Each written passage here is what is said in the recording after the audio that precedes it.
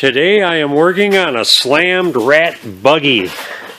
What it is irrelevant at the moment, I think. He put some wheel cylinders in this truck thing, and put a brake line in here that's kind of cheesy. And apparently it's got a brake leak somewhere next to the tank here. Some of that ugly, nasty, rusty, crusty brake line. Yeah, I'm going to do a video on making brake line. This guy put wheel cylinders in it and he got all chicken. And he called me. So this should be interesting because it's all crap. And I'm going to have to do all the crap. All of this line is so bad. I'm going to start right here at the block. There's two lines, and I'm gonna start in the front, and I'm gonna run all brand new lines all the way to the back. I cleaned this up. I drilled this out to make it bigger, and put a longer bolt in there, so this thing's actually bolted down. It's not flopping around. I bent this line up. This stuff bends really nice. You usually never need a tube bender. You can get really sharp bends on these without crimping it. This one didn't. You know, it's good. If you go too far with it, you'll know it'll crimp, and then you'll have to make a new line. But yeah, I'm gonna manufacture brand new brake line. I don't buy the stuff that's already done. I buy it in bulk. I'm probably gonna need 2 rolls, and I'll have a little left over. I'm pretty sure this is just a regular double flare. So I just flare my own. I usually use the nuts. If I can reuse them, I will. I probably don't need to, but I'm going to replace this little chunk right here. 10 millimeter, but it's actually quite a bit smaller because it's all rusted to hell. I got a 10 millimeter line wrench, by the way. You need line wrenches to do this kind of work. 10 won't fit. I'm going to try to get a 3/8 on here. Yeah, a lot of times these lines just break because it's so rusty. Yeah, I like to replace all these lines because when you're doing a rear and you see one rusted out really bad, all the rest of them are right on the way. Especially when you got a pair and one's right next to the other. You start repairing one line and you disturb the one next to it at all, and you take a chance of having that one leaking too. So there's really no point in trying to save any of this. Do it all or do nothing.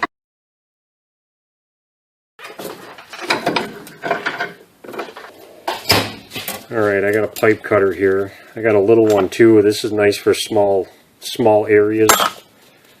The big one's nicer though because it's faster. Just cut that line so I can use this nut.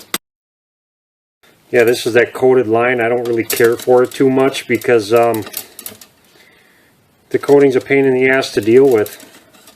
I like the regular stuff. You're working on old stuff like this anyways. You don't really need coated line. The thing's already 20 gazillion years old, so how much longer is this stuff going to need to last? I got a 3/16 drill bit here. I'm just going to clean this out. Get all the gook out of here so this thing works on the line. Pain in the butt. It's not working. It's stuck. See this coated line? It's just a pain in the ass to deal with. I can't stand it. But you go to parts stores, that's all I got. I don't know, it's more expensive and people think it's the next best thing to slice bread. And I just poked my finger with a file. And it felt good. I think I'm bleeding. I'm just cleaning this with a mini rat tail. Or I'm trying to anyways. There. Well, I got to take some emery cloth and I got to sand some of this coating off. Otherwise it won't flare right. More junk to deal with. Maybe I can just scrape this stuff off. No. Crap. It's just crap. I'm already irritated by it, and I haven't been even working with it for 5 minutes. If you don't get this coating off, when you put this flaring tool on it, it's just going to slip. It's not going to work. A bunch of junk. Alright, I got it. Well, the trick is with these, there's always little, like a little measuring tool on here. See, like this one, it's the depth right here. This one's a little different though. I had to get a replacement because I worked with a guy that kept breaking them, and he broke his own, so he borrowed mine, and he broke mine, and he broke everybody's, and he was an idiot. Anyways, so you just check the depth like that. And I'm going to get this nice tight.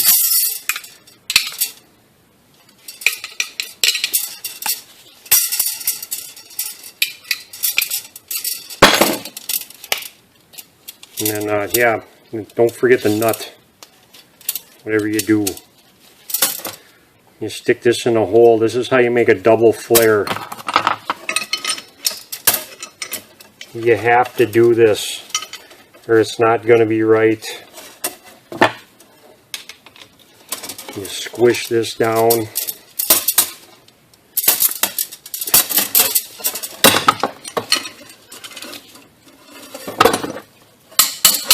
Give that a wrap. And it makes a nice little bubble.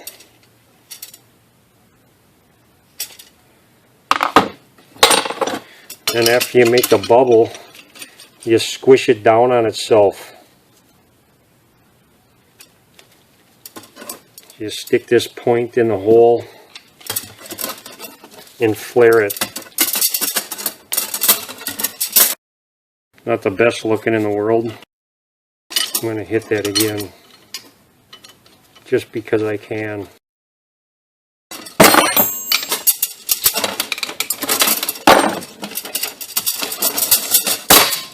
There, that's a double flare. It'll work. It's a little crooked, but they always come out that way for me, and they don't leak. So I'm just going to take this. This is a nice straight one. I had to put this on before I made this bend because it was too tight to put the nut on and put the flare on, so I had to do this first. So now I'm just going to bend it and make it the way I want it. Just make a best guess. It don't need to be perfect, because you'll end up bending it again anyways when you put it in. There, and I want to cut it just a little long to make up for the double flare. And you always want to make them a little long anyways. You can always make up for it by bending the line around a little bit. That's a good idea too. You got this little funky thing right here, this pointer thing. You stick it in here and you knock the burrs out of here. It helps make a little better flare. Time to get some more paint off. Jeez. I'll get the frickin' paint off.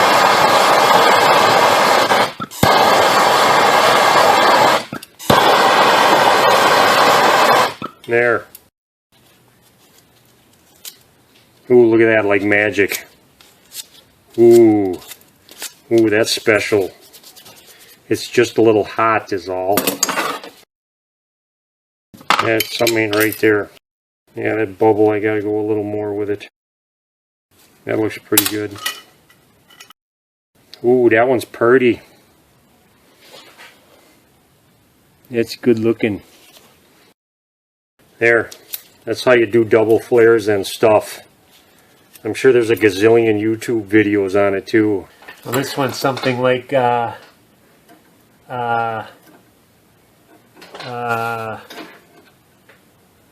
like this. Just try not to get any rust in your fancy piece of artwork here. See, it's not quite right, but that's fine, because I'm just going to bend the crap out of it until it is quite right. And these can be kind of fun to line up. Get them square. You want to make sure that this line is bent in such a way that it's nice and square before you even try to start the thing. And you want to be able to, I wiggle the line like really fast while I try to start this.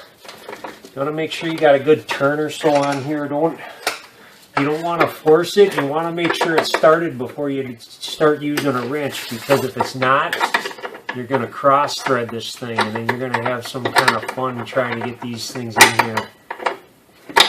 That's a big thing, making sure you don't cross thread this stuff. Oh, crap.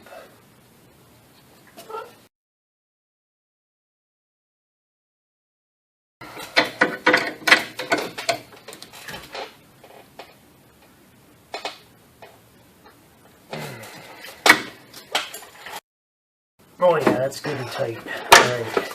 Now from going from front to back, I don't know which line is which, and I don't want to mix them up. So I'm going to try to unscrew these lines, and then I'm going to go up in the front and I'm going to unscrew those lines, and then I'm just going to blow air through one of them so I know which one is which. Yeah, and if you really can't get these rusty nuts off, you can always cut the line and put a socket on here and take them out. Yeah, that one wouldn't turn. I just got to remember which one goes where so I don't mix them up. So I know this one goes there. Wow, that's smaller than a 3/8.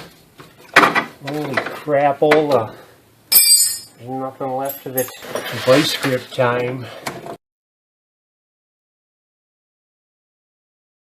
Okay, now I know where these go. One goes that way, one goes that way. I'm going to put some cheesy little caps on here, so when I blow pressure through the line, whichever one pops off, I know which one I'm going to be working on. This thing is not coming out right. Ow. I think this thing's all galled up. I'm going to have problems. I can smell it. So I blew in that line. I got a whole bunch of brake fluid on the floor right here from doing it. So there's definitely a big hole in there. And it blew the cap off of this line. The cap's still on the other one. So I know that's the line I get to work with. Yeah, that nut's no good. I couldn't save it. But thankfully, I got a thread chaser in this metering block. So that's going to be fine. Well, the metering block in the front is right up here. So I think that's going to be pretty easy to get to. So I'm just going to try to follow the lines. And I put some black tape on this line too, so this nut stays where it's supposed to. I'm just going to stab this thing and run it all the way down the back.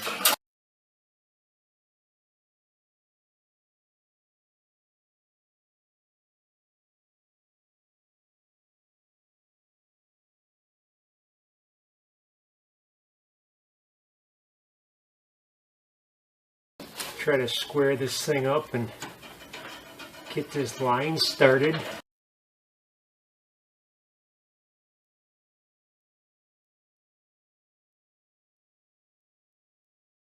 Vice grip time. That's really, really tight. Now I can just bend these lines any way I want. Alright, I cut this line a little long because I need to feed it up here. I'm just going to kind of bend it a little bit and kind of guide it up this way. I might want to go under all of this. I think it'll be easier to work with if I go under everything like that.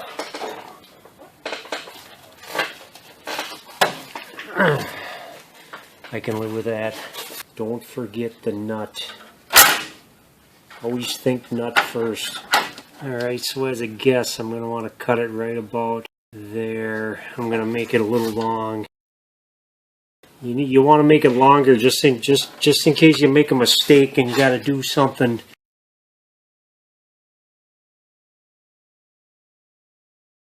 The paint shit.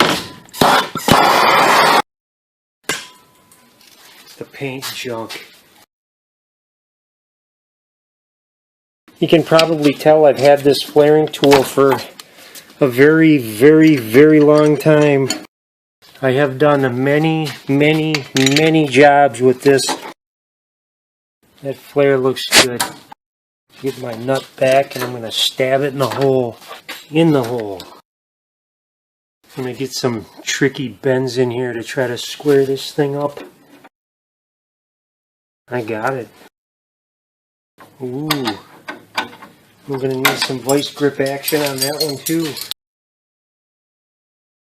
You know, a fun thing is when you use a vice grip, you actually get these nuts tighter than using a wrench. I'm going to run the other line without doing a video on it. I just I put a bottle of brake fluid upside down in the reservoir. It don't leak out if you do it that way. Then I'm just using this brake bleeder I got. You know, it's on the wheel cylinder. I started with the longest line first, so to be the right front or the right rear. And I'm just going to bleed it out like that. Takes a little longer than getting help with somebody, but anyways, yeah, I got the lines in, and I zip tied them down really nice because you don't want them flopping around. If they're touching anything, you don't want them to be able to move, because if they do, eventually they'll just rub a hole in something. See, like right here, it's touching, but it's not.